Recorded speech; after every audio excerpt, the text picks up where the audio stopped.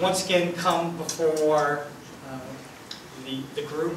So I appreciate your interest not only in our country but in our community, and thank you so much for being out here tonight.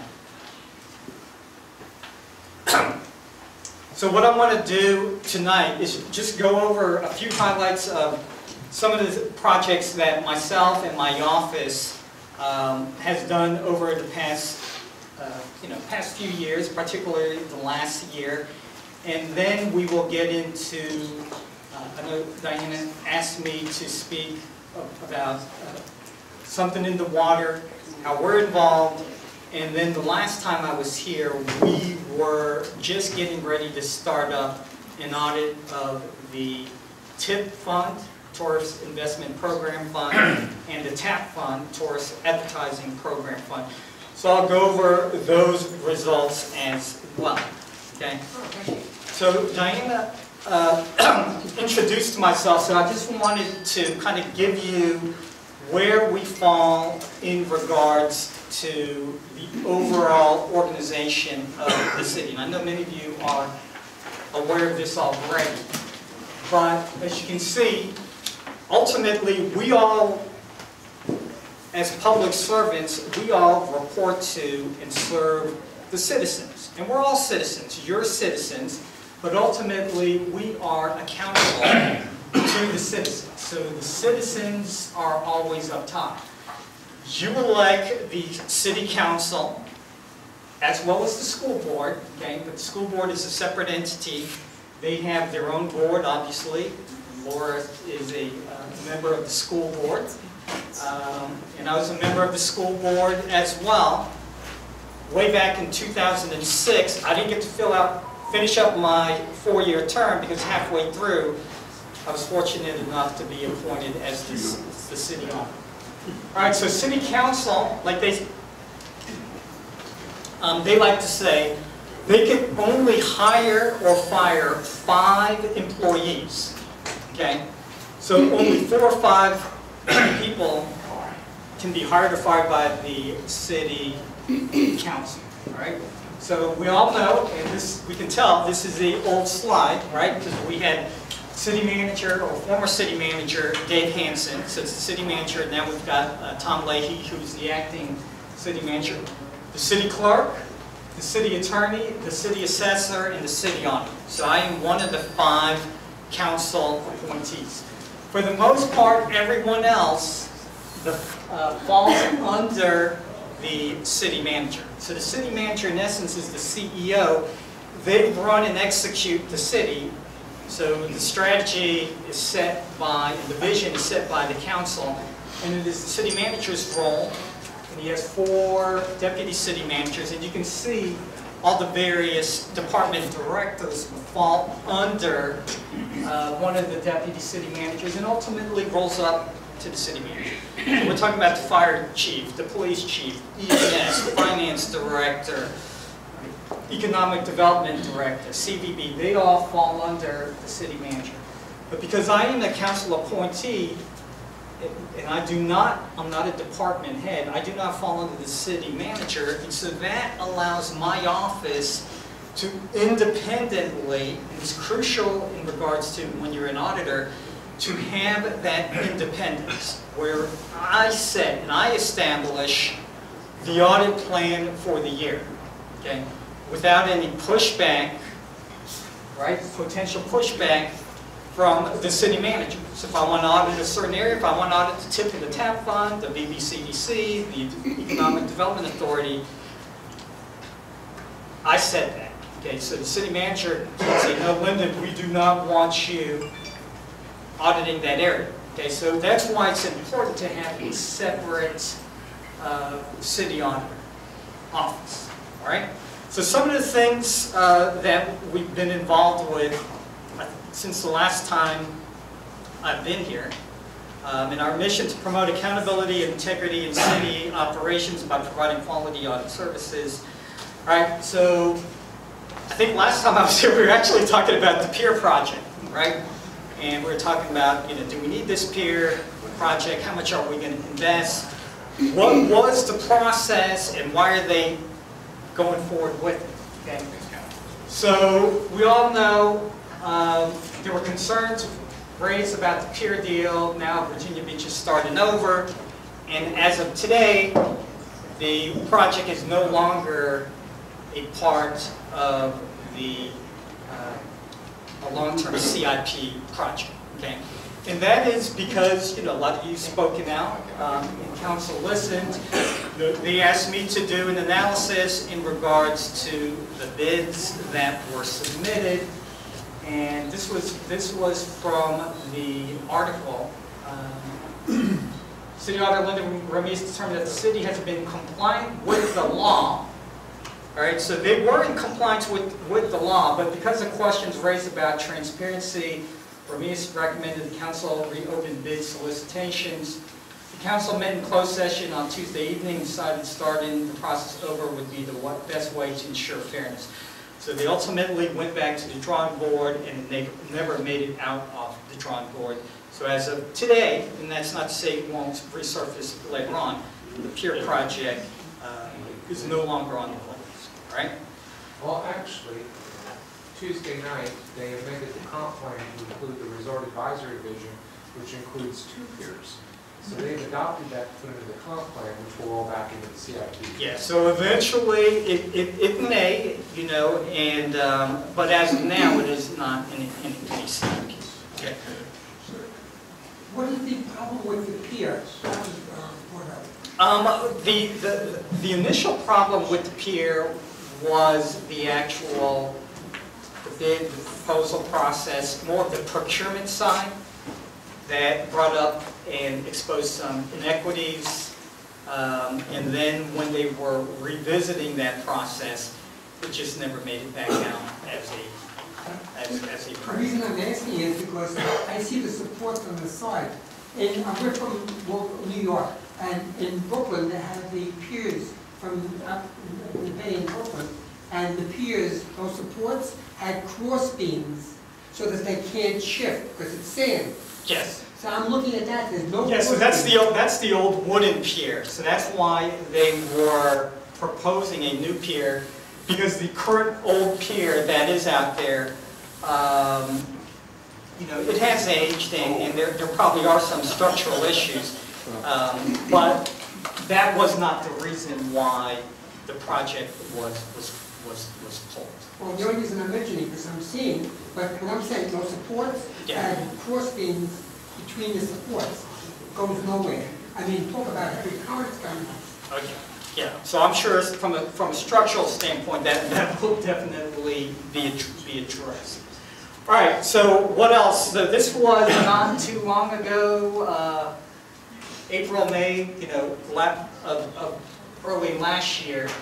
And as you know, in regards to, not only do we have the various departments that fall under the city manager that we audit, but there's also what we call two authorities that are component units of the city. A lot of you are familiar with the Virginia Beach Development Authority. And then the second authority that many of you may not be familiar with is the Virginia Beach Community Development Corporation, right? And their goal is to help promote affordable housing throughout the city, right? A very noble goal. But they are a separate nonprofit entity, but their board is appointed by the council, and they exist at the creation of the council. So they do fall under our oversight. Okay? So we did an audit. It was one of the first audit. It was the first time that we audited the VBCBC. We found they were bleeding at least $1.5 million per year. There were some mismanagement issues. A few weeks prior to issuance of our audit report, we sat down and we did a briefing with the CEO. And after we briefed the CEO, the next day, the CEO, to our surprise, resigned, okay? No. So she resigned. So, but that's not what I'm here to talk about, but that was something that we did look at. All right, the tip and the tap on it, okay? And we're going to go into that because I do think that's important, because if you're watching the council meeting, there was a lot of discussion in regards to how much financial support we should provide to the Something in the Water Festival. And there was a lot of talk in regards to the taxes and where that funding was going to come from, which is the amusement tax. Okay, so we looked at that, and we're going to get into that audit report as well. But while we were looking at the TIP and the TAP fund, we were also looking at some of the expenditures, and one of the expenditures in the TAP fund, and the TAP fund is the Tourism Advertising Program. So it's money that's been set aside for advertising. And so as an expenditure out of that fund, they hired a firm, many of you are familiar, or some of you may be familiar, of Longwoods. And Longwoods estimated the economic impact that they estimated, and when we look at it, we determined that they overstated the estimate by over $500 million. But we're going to get, well, what's $500 million, right? But we will go over that, okay? All right, just recently, and this was like last fall, you know, we did an investigation in our economic development department, and the Commonwealth attorney, based off our investigation, finally filed charges. So the former economic development director has been indicted on 14 embezzlement charges, and his trial will be coming up this year. And his deputy was also indicted on embezzlement, and his trial will be coming up, scheduled for this year as well. All right, then again, you know, May 31, we were all impacted, whether you work for the city or not, the tragedy. And, you know, when you get into auditing, right, the last thing you could ever imagine would be having the council put me in charge of overseeing the investigation and the hiring of the firm that would conduct the investigation, right? So never would you imagine such tragedy. And then, you know, say, you know, the city auditor, we want you to be the one to, you know, select a firm. So this is May 31. They didn't pass the resolution until July. And they said, by August 15, we want you to put an RFP out on the street, select a firm, and we want them here by August 15th. Okay? And so this was early July. By the end of July, you can tell by this article, okay, we had till August 15th. So within 3 weeks, we put an RFP on the street. We reviewed 15 RFPs, interviewed the firms, and by July 21st, we were having a press conference introducing the firm. So we turned that around quick, and we said from the onset, we were going to move quickly because people wanted the answers, but we were not going to rush. Okay, so we moved quickly, but we weren't going to rush. And by November, they did have their report. Okay?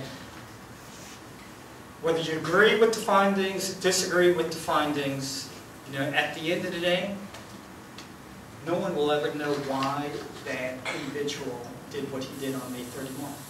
Okay? He didn't write a manifesto, he didn't leave a suicide note, he didn't post anything on social media.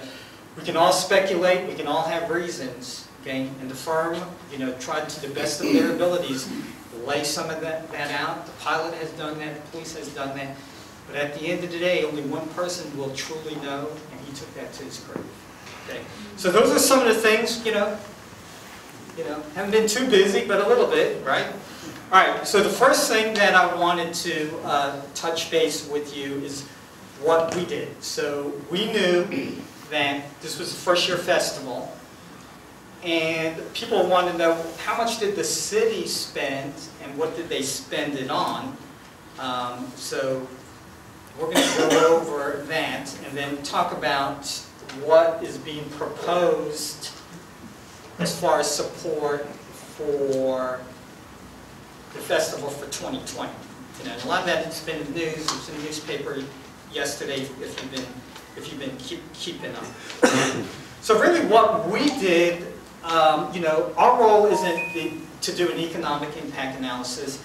They hired Dr. Agrawal, who is more than competent and skilled in doing an economic impact analysis. We just truly wanted to see what were the expenses, did they capture them all, so when they did their analysis, we can say we looked at it, okay? So kind of giving them like a blessing of the costs, all right? So we had a net, let's see, we had an ad.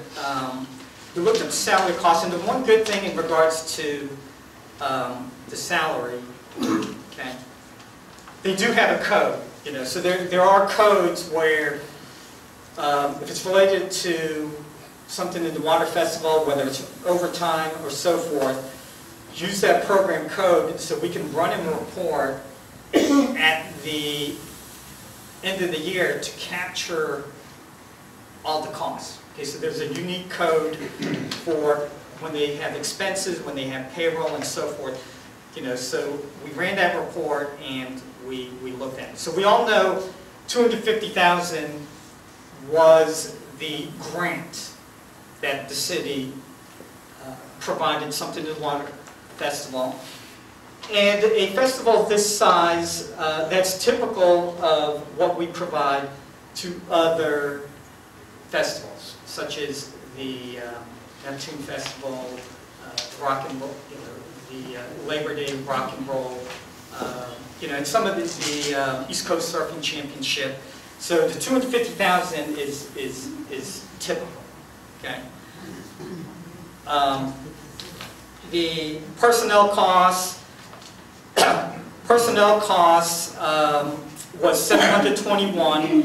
They had it included in some of their costs, like the city manager's salary or Brian Solis's salary. Those costs are going to be incurred whether you have the festival or not. So it should be incremental costs that we would not normally incur. So we had some adjustments of that.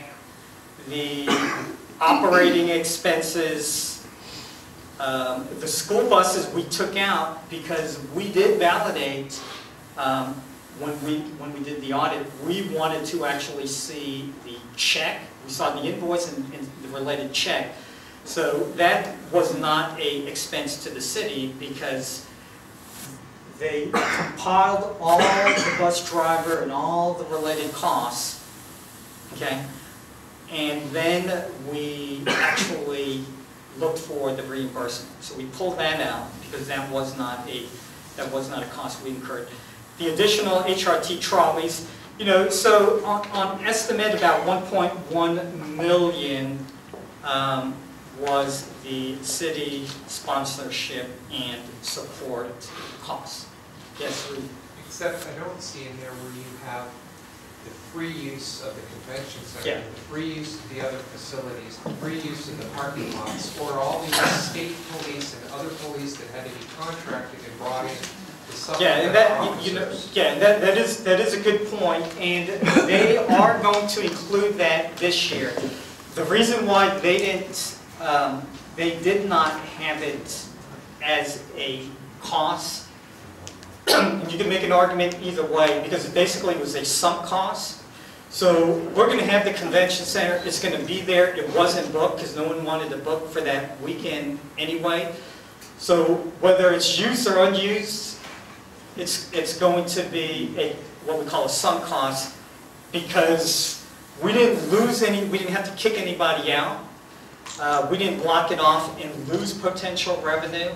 But now that they have done it 1 year out, we suggested to them it should be included. So this year it will be. Okay, but that is a good point. So about 1.1 million in costs. And then it's broken up mostly by the operational costs, because one of the biggest costs was, we had the housing and the per diem, because we brought in extra state police. So personnel costs, and again, it was the incremental costs. All right, now from, what did we get in return?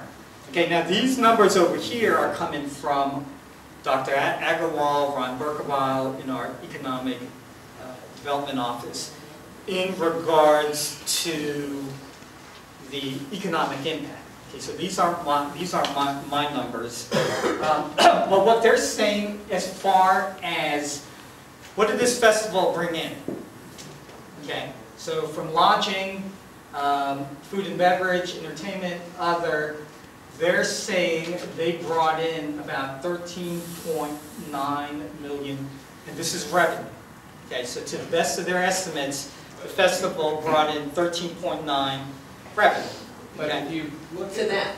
if you look at the Yeah, formula, to the businesses. if you look at the formula for how that was estimated, they created what they consider to be an average person, and then multiply the number of people by that with average expenses and stuff. So this is all, none of this is audited as actual revenue. Absolutely. It's projected, estimated based on a profile of a typical person. Yeah, and when you do an economic impact, a lot of it is estimated.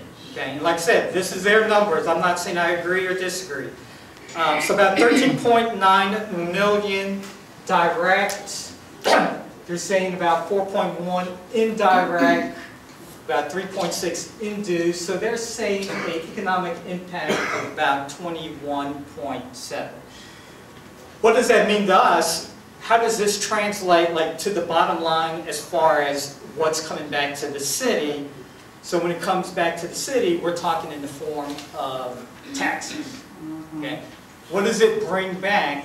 Okay, because it's nice to have a number of an economic impact, but at the end of the day, to the city, we can measure that in regards to taxes. Okay, so based off of their fiscal impact, it's bringing in about 1.2, right? So they're saying if you're only looking at it from a fiscal standpoint,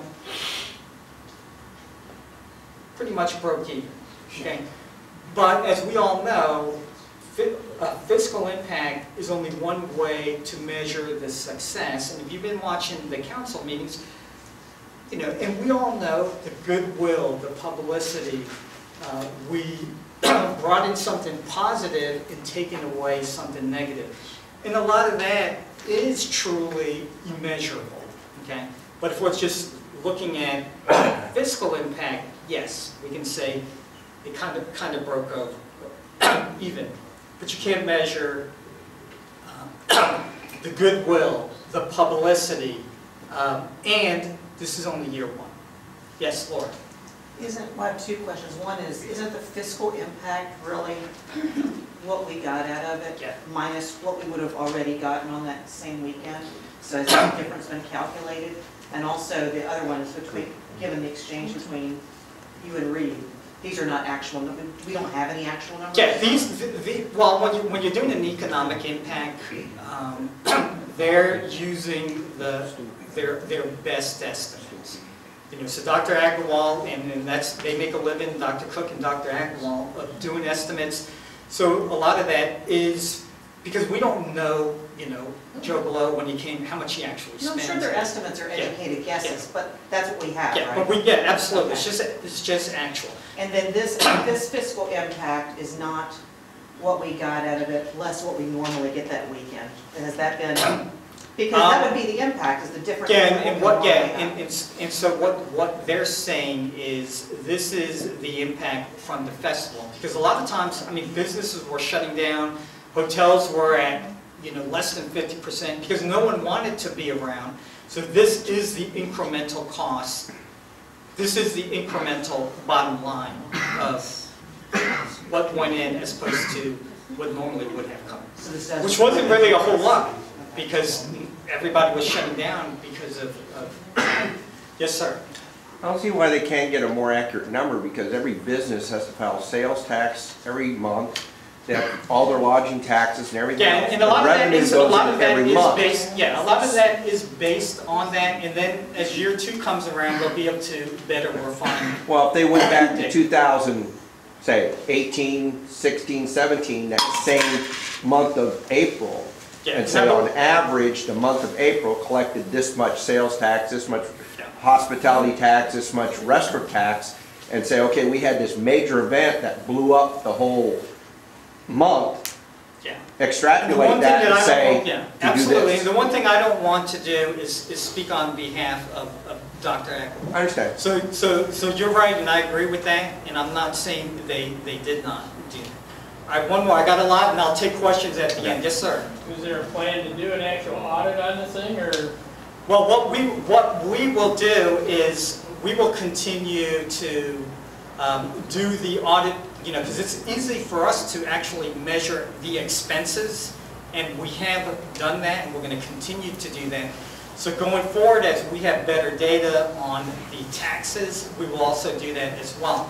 Similar to what we did with the tip and the tap, and I'm going to get, and that's going to be the next audit report I get into. But yeah, so we can actually audit the true data. So we've got the expenses, because that's city data. Some of the estimates, it's going to be a little more difficult.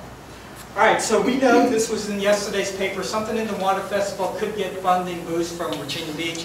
So there's some talk about should it be 250. Councilman Rouse made a Ambush.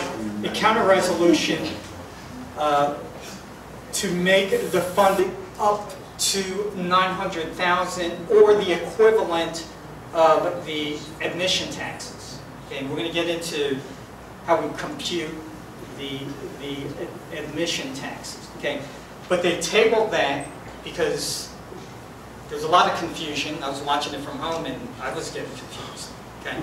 All right, so let me go to let me go to the tip and the tap, because in the tip and the tap we show you where all the lodging, where all the various taxes come from. So let me see which one. I think it's this one.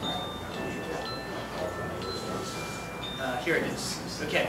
So when we did the tip and the tap, this is more of the, this is more of the slideshow from here. This is showing you where all the trustee taxes come from and how they're allocated, including that 10% admission tax that they want to utilize for something in the Water Festival. Okay, so I'm going to go over this, and I know I don't want to be too quick, but I've got a lot to cover. All right, so what is the tip and the tap fund? All right, who actually knows what the tip and the tap fund besides Reed and Michelle? And Robert. Okay. So the tip fund and the tap fund, right? They are. We were doing the audit to make sure those, what we call the various trustee taxes that are mechanisms to fund the tip and the tap fund are in fact being properly collected and then allocated out. Okay? So a lot of the big projects that you have seen, the Convention Center, the Sandler Center, the new Sportsplex, improvements to the oceanfront, those are coming from the TIP fund, which is the Tourism Investment Program Fund. then we also have the TAP fund, is because the city wanted to have a dedicated revenue stream, because we are a tourist town, a tourist city. We want to be able to compete with our peers, so we wanted to have a funding source for advertising. Okay, so that's what the TIP fund and the TAP fund in essence are. Okay, so basically, right, and there's been some talk, right, last time I came here someone said, have you ever audited the TIP fund? And I said no, right, and so they made it known. City auditor said he's never audited, yeah, and that was a true statement, but it's no longer true. But besides that, the external auditors, Clifton, Larson, Allen, annually as part of their financial statement audit, they were auditing it, and then finance, they perform a monthly review to ensure what was allocated. But now, I can say yes, I have audited, right? So, the two existing funds, as I mentioned, the TIP fund and the TAP fund, okay? All right. This is where you can get your education for tonight. And I know it took me a while to remember, but it's going to kind of go over your head. But when we have visitors, or even residents, okay, you're generating taxes. And the trustee taxes are the taxes that fund the TIP. Just think about, we've got a bucket now for investment. We've got a bucket from advertising. But what is filling the bucket with the funds? What is filling the bucket with the funds are the hotel tax, the restaurant and meal tax, the amusement tax, and the cigarette tax. Okay? All right, so the hotel tax, it's 8%. Okay?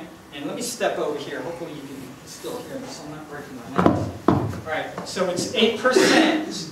Plus $2 a night. Sorry to mess you up, Robert. Okay, so what is that 8% bringing in? What does it actually yield? So it's bringing in about 22.6 to the TIP, 6.8 to the TAP, to the general fund about 7.6, in total about 37 million. All right, you've got the restaurant tax, which is 5.5%. The amusement tax, 10%. If you go to something in the water, you're paying a 10% tax. Okay? If you're participating, like if you're running, you only pay 5%. So if you're watching, you're paying more. If you're participating, 5%. Is that the same as the admission tax? Yeah, admission tax, amusement tax. Okay. And then the cigarette tax, right? Okay, so if you want to help generate more revenue, just start smoking more. Okay? I'm just kidding. All right? So, all right. So that is where. Let me see. Okay. So this is what the percentage allocation looks like. When we're saying where does it all go? Okay. So we looked at the dollar amount. So when we're saying 8%, 5% to the TIP, 1% to the TAP, 2% to the general fund. So if you're staying in a hotel, those three funds generate. Those three funds benefit, including the general fund. Okay. When you eat out, right, and this is where a lot of people have some heartburn. You get 1.06 goes to the TIP, 0.5 to the TAP, 3.5 goes to the general fund, right? So the general fund does benefit. I mean, I go out and eat all the time. My wife likes to go out to eat. So it's not, all of it does not go to the TIP and the TAP. Right? A big portion does go, the majority does go to the general fund. The amusement tax, 100% goes to the TIP. So if 100% of the amusement tax generated from something in the water, if they pass the alternate resolution, would be pulled from the TIP, right? So that's money that wouldn't go to the TIP, but it would go to the festival ordinance. Okay. So when they talk about but for, right? Remember Councilman Moss on Tuesday said, but for, what they're saying is you're not going to have that tax but for the event. Okay? So you're not going to generate an admission or amusement tax but for the event. So and it would never have gone to the general fund anyway. So what he's proposing is, let's reinvest it back into the festival. Okay, so that's what all that talk about Tuesday was, that they were confused. Okay, and I was saying, oh, I could explain that. So, and the cigarette taxes, okay, 75% back. All right, so you get a 5%, so the big one is 5%, $1 a night, 1%, $1 a night. All right, and then this slide shows what it actually yields. This report is on my website as all the other reports, vbgov.com/city auditor. So if you're like, oh, I would like to get a copy of that so I could, go home and explain to my spouse, I know where our, trustee taxes go. Yes, Reed? Just curious, on your note on the bottom, you have a hotel rate in the Sandbridge Yes. Special Okay. District. There Okay. are no hotels in Sandbridge. Right, so there isn't any hotels. They still call it the hotel taxes.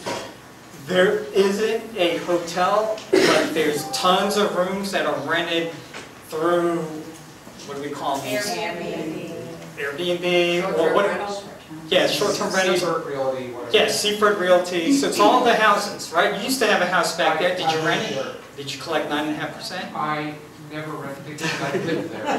All right, so the next audit, I'm glad you asked that, right? Because the next audit, as a matter of fact, on the 17th, we have just completed an audit of the Sandbridge SSD. As you know, they're paying 9.5% as opposed to 8%. So the difference goes to what? Same replenishment. Okay. Well, actually, it gets stolen by the city council and reappropriated to whatever the hell they want. Yeah. So it's the difference is going to sand replenishment. And as a matter of fact, they're starting up a sand replenishment this month. And we've got a very nice report. It shows you what they do, what the beach looked like before, what it looked like after. But they're paying 9.5%. Okay. But there's some. Pay attention. The next 2 weeks, there's going to be some new revelations as it relates to the Sandbridge SSD and the TIF, and I think it's going to be very positive to those who live in Sandbridge. Right. Getting money back? Am I getting a refund, you said? If you live there, pay close attention. I don't want to let the cat out of the bag. All right. So when you look at it, this has been out there, and I'm going to fly through this because I know you guys got a business meeting. I'm going to leave a few minutes for questions. Robert doesn't have a Yeah. So when they stay, it's 8% times $2 a night. They go out to eat, and it's just showing you how it's allocated out. All right. So on a typical, what it's going to look like. So when that Robert's family eats, they're going to generate $25 for 5% of their lodging, right? $1 a night. All right, so they're bringing $27. The TAP fund is getting $7 when they go out to eat. They're generating the taxes $10, $44. So everybody's doing that. If you go out to eat, if you stay at a hotel, you're generating that as well. And so when I presented it to the RAC, I made it a point to say, it's not your, don't consider it's your money, because a lot of people are putting money into the pot, not necessarily those that stay at the ocean front, right? There's hotels down the street, right? There's restaurants in your neighborhood, so don't treat it as we're entitled and this is our money. And if the city manager wants to take something out to put into the general fund, that's their discretion, because everybody's putting into the pot. All right, so we're looking at it. The fund's been growing. Okay, that's where we're getting some of our money for the TIP fund. But it's being used for. It's already earmarked for a lot of the bigger projects. Okay.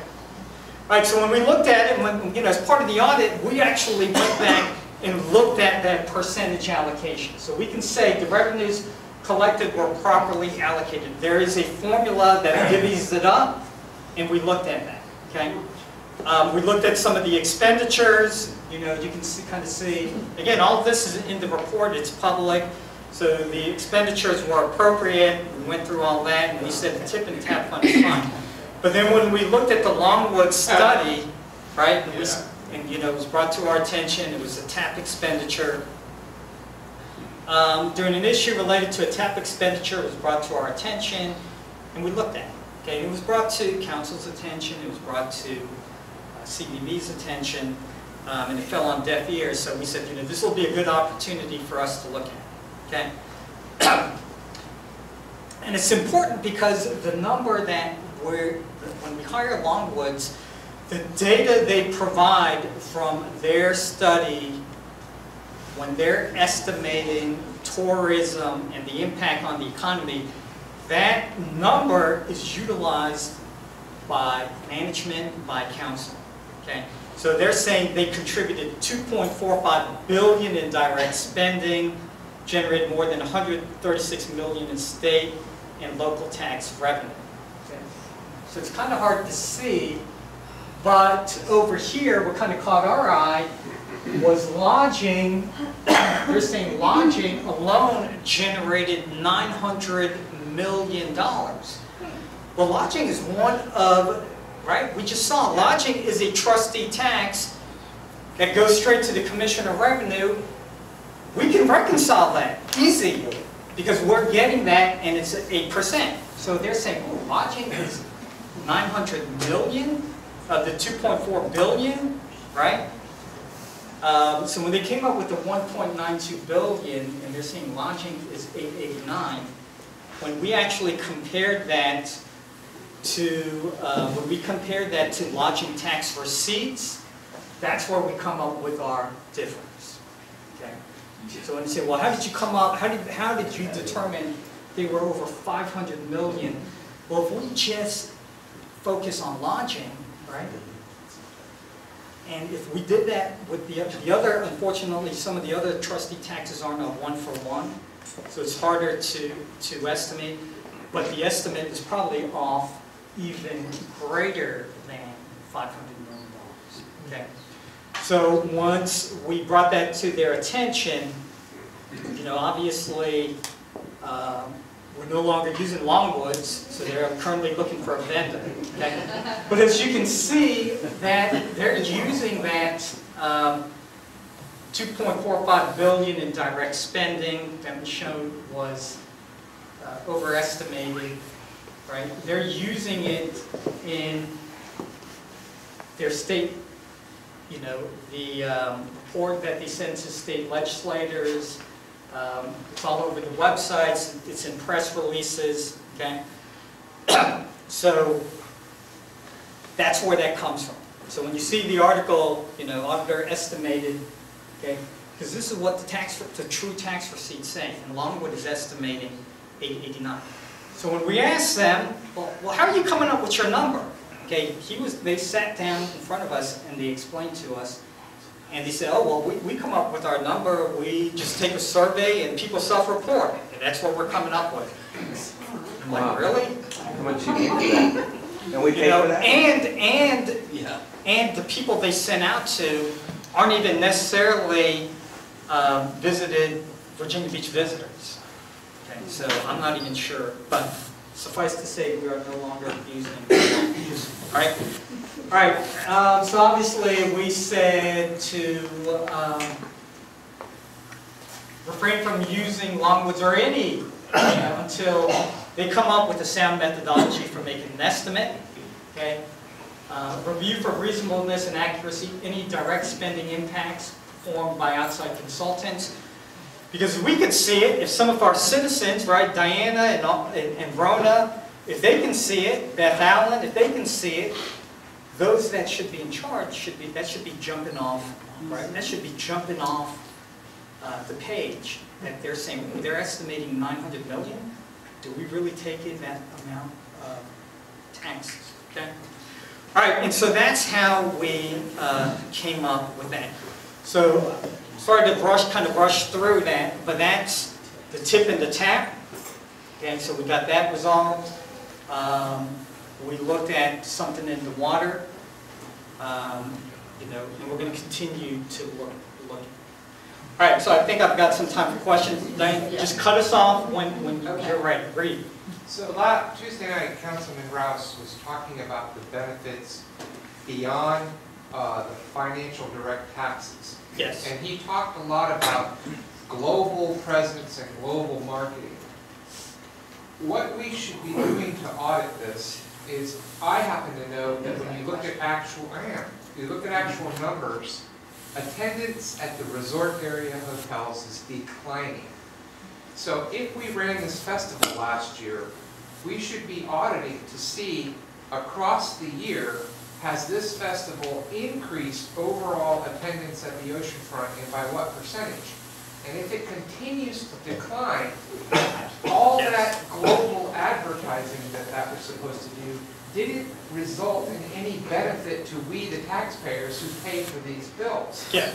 Ergo, why would we continue to shell out another $1 million to this wealthy developer's business when we didn't get a return on the investment? Yeah, so that's a good point, and we should be able to start measuring that, because while hotel is declining, we have a lot more options, but because whether you're in a campsite, whether you are in an Airbnb, whether you are staying in a rental in Sandbridge, because the tax, the dollar per night, like $1 per night, every dollar in that tap fund represents $1 room a night. So we should be able to measure that and compare what it was to this year, what it was to last year, what it was to the previous year, and start developing trends.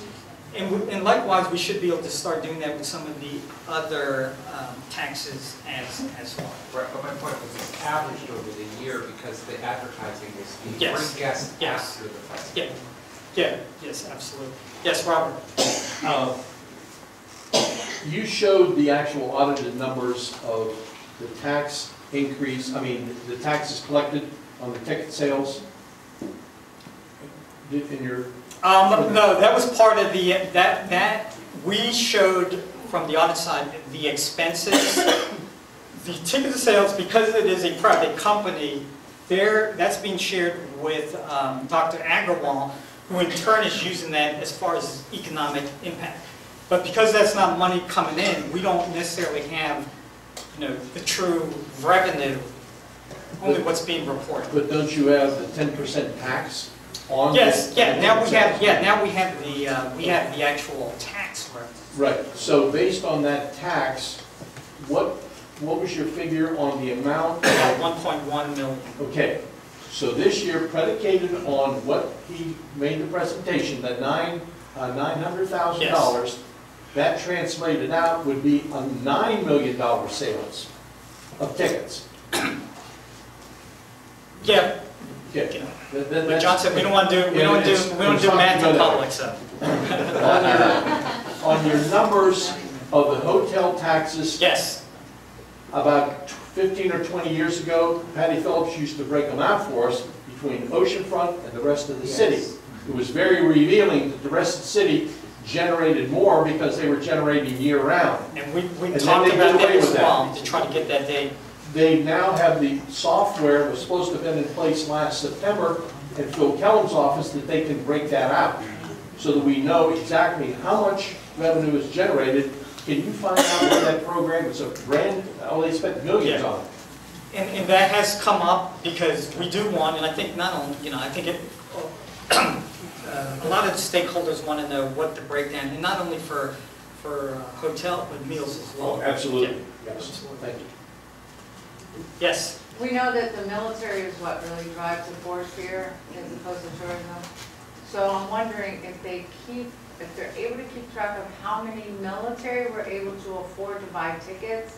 And then aside from that, how many private citizens that are eating at the restaurants and helping pay all these bills, how many of them actually could afford, because the tickets were expensive, so could they afford to go? Since tourism is going down, if we want to have, think about how it feels. Yeah, and that's all, The one thing to keep in mind is this is not a city event.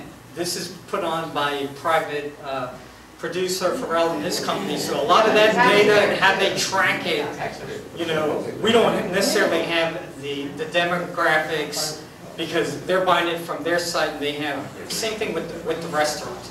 The one thing we can truly measure is the actual taxes. So. Yes, sir. I got a question. Coming up later this month is the Shamrock Marathon. Yes. How much money does the city give the Shamrock a grant Yes. of some type? Yep. The city, the Shamrock is one of the ones that gets $250,000. And there is a process, there is an application, and part of the application is the return on the investment. I mean, people have made room nights and so forth. But the bigger ones, the Shamrock, Neptune, ECCS, flat 250. That's strictly for advertising, or just? It's a grant to help, you know, seed money for whatever they need to do to get their respective festival up and running, to include advertising. But again, the city sees it as a grant where they're investing, and in turn, they're going to be getting hotel tax, lodging tax, amusement tax, that will, in essence, make up for the investment. Okay, and the hotels fill up for that, because actually Yes. I'm a volunteer. Oh, yeah. And Yeah, if you've been there. And I'm actually staying in a hotel. Yeah, if you've been down there, you know that. So, yeah, Laura.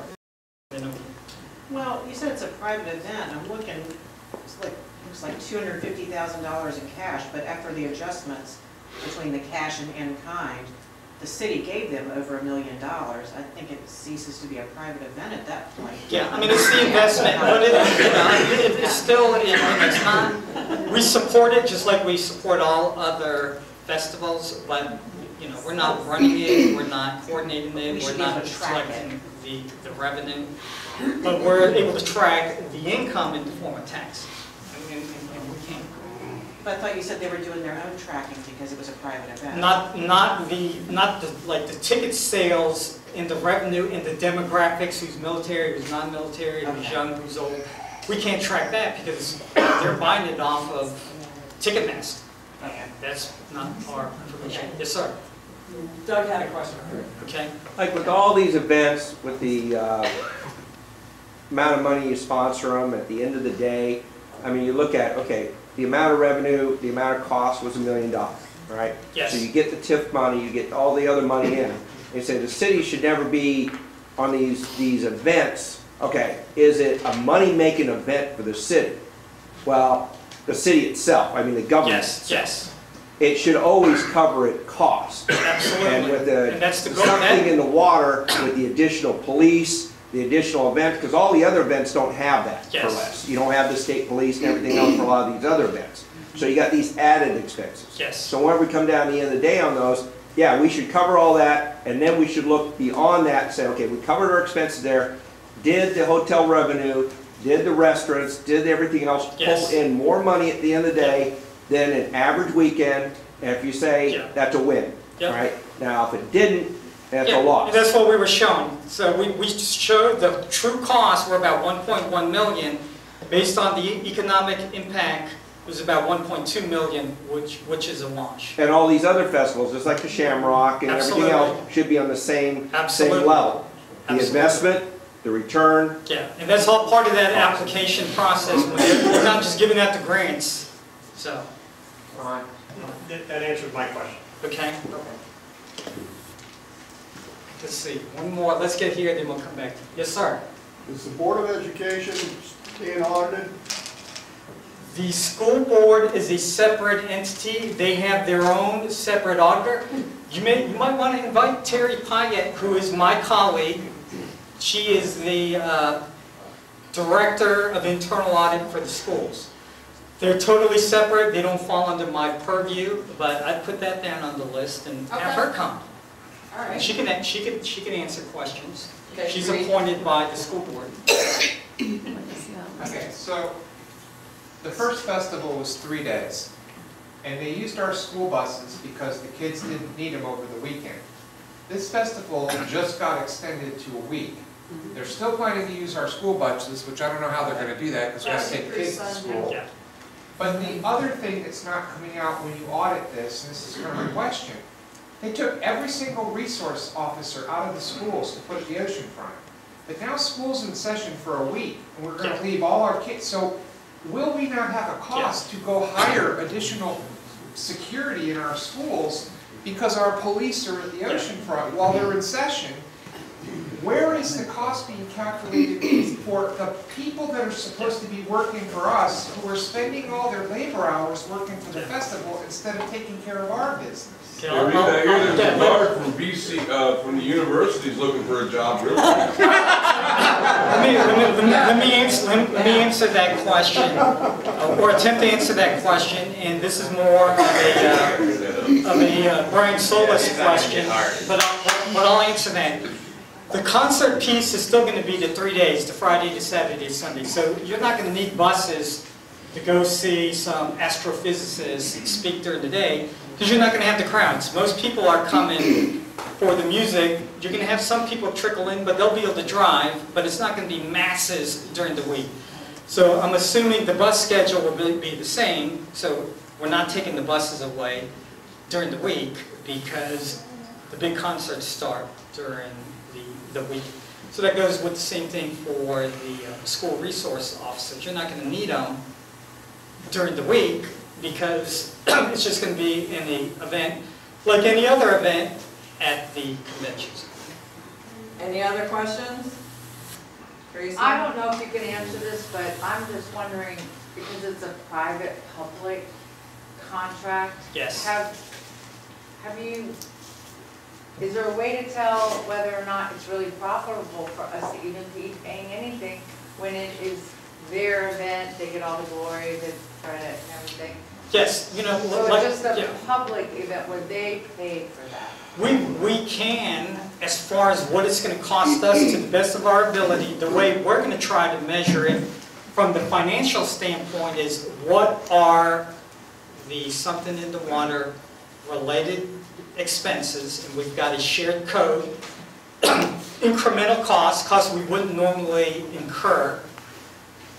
So we're going to have those expenses, and we're going to scrutinize them and make sure the departments are truly capturing all the overtime, all the incremental costs, because those are city expenses. And that's what we're worried about. We're not worried about how much money the festival organizers spend. So we've got that money. We've got the revenue in the form of taxes coming in. We can measure that, okay? So we're strictly measuring one component as, is it going to make money? We can measure the revenue against the expenses, and that's what we did, and that's what we're going to plan to do, and continue to refine it to make sure we, we've got a good process. But, the thing that, some of the community leaders, some of the customers will say, that's only one way to measure. That's only one way to measure. Could you talk about, you spoke at City Council about the advertising, Yes. Okay, so they asked,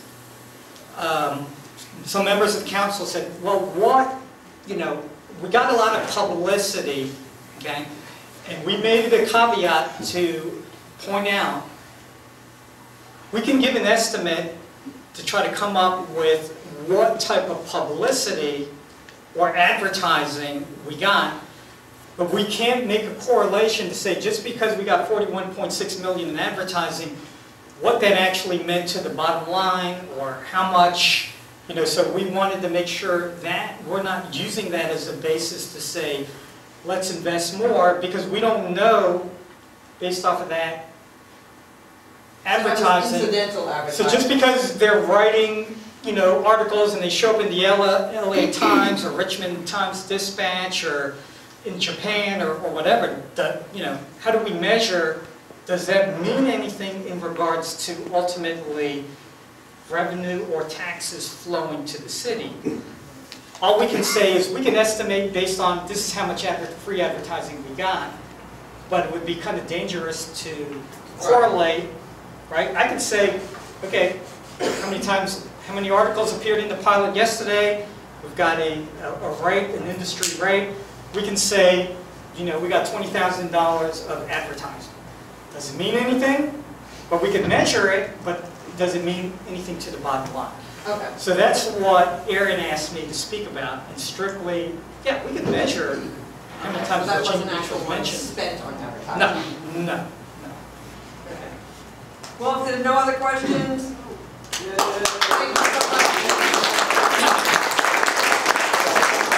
Okay, thank you very much. Like I said, all of this is on my website, bbgov.com/city auditor. My contact information is on there. And what's your office's motto? In God we trust, all others we are.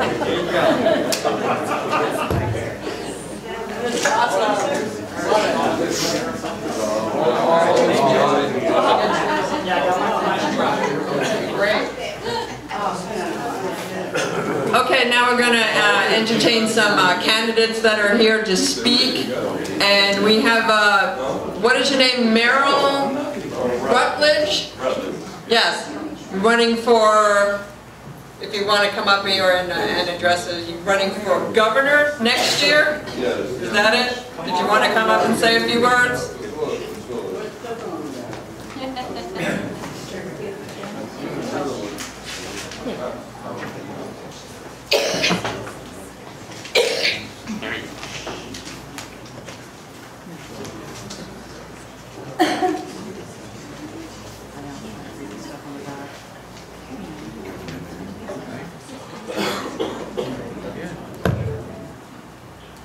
Hello, everybody. Good evening. Yeah, I just came back from Richmond, so I look a little bit tired, but that's exactly what it takes on this campaign trail. I understand everybody in this room is very much about holding their city or their town or county, wherever they're from or wherever you're located, accountable. I've been doing that for quite some time. In a lot of areas across Virginia, a lot of places for people expose fraud, taxes, people doing embezzlement, but so many are not held accountable. Sorry. That's not what just give it. Okay, that might go against my 3 minutes. No, I'm not timing you. Okay. Anyway, I'm known as the no longer business as usual Republican. And what that means, it means basically what y'all been used to and what y'all been seeing all across Virginia. Some people talk about change, and they talk about it after they get into office. I'll talk about it before I'm even in there. Been there, done that. I've exposed plenty of people, from public officials to police and more, that was taking money from different localities. And then once it was recognized, you have a Commonwealth attorney or people at the very top that are really the ones responsible. Now on that board you saw employees, but a lot of time frames is the people above them that get the nice little turn of the blind eye. I don't do that. If you held accountable and I go up and down that line, I'll hold you all accountable. Now, I'm from the city, New Jersey, moved up to Virginia, been in Virginia ever since I was 10 years old. And what made me want to run for governor is just due to the fact people wasn't being held accountable. In a lot of small towns and cities that are ran by Democrats, I know some of y'all are nonpartisan, but we are paying it back at the state level in your state taxes and more when you have to bail them out. I know y'all sick and tired of doing that. Y'all sick and tired of basically being in a position where you know the problem and nobody's willing to change it. Nobody's willing to listen. But now, y'all still dealing with it with your pockets getting lighter and basically your taxes getting higher, and there's no way for you to change things up. And now you're also seeing that your rights is being taken away. Your right to speak. Also your right to defend. I'm a firm believer of the Second Amendment. Firm believer. And why am I a firm believer of the Second Amendment? Because I fight back, just like on the back of my shirt. There's nothing about me fake. Nothing. I came from the bottom all the way up, and don't apologize for it. When I decided to become a Republican, I made my mind up. It's the number one question that people ask me. Why did you become a Republican? I'm pro-life because everybody in this room is here because somebody decided not to have an abortion.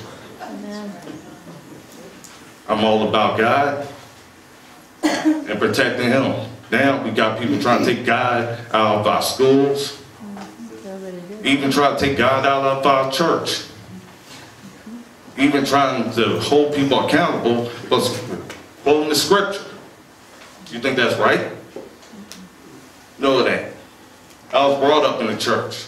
I'm here because I had good values, good morals, and good parents and good guardians that made sure I was held accountable, just like we want to hold government officials accountable. I believe in eminent domain and loosening that situation where the government has to do a lot more to take your property. Your property is your business. That's how I feel about it. Your gun is your property, that's your business.